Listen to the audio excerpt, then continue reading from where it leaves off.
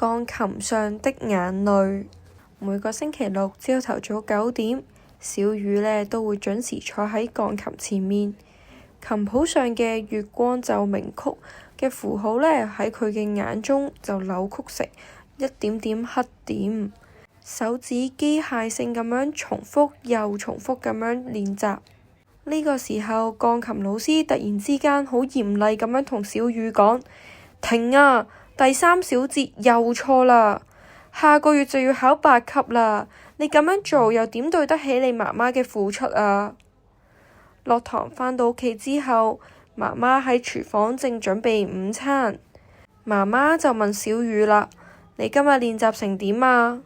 小雨低頭咁樣望住自己啲手指，然後就同媽媽講話：都 OK 啦。到咗夜晚黑，小雨無意之中聽到爸爸媽媽喺度嗌交。爸爸就話啦：為咗俾佢上一個咁貴嘅鋼琴課程，我加班加到胃出血啊！但係佢根本就唔鍾意彈鋼琴。媽媽就好激動咁樣話啦：而家放棄就前功盡廢㗎啦，邊有小朋友唔學一樣嘢㗎？到咗第2日清晨，小雨鼓起勇氣敲響咗爸爸媽媽嘅房門。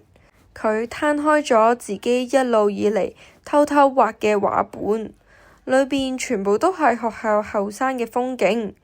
佢就好細聲咁樣同爸爸媽媽講話：我想學畫畫啊！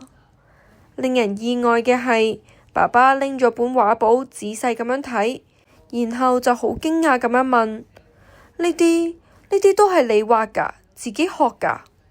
媽媽睇完本畫簿之後，亦都沉默咗好耐，最後就同小雨講：對唔住啊，係媽媽太固執啦。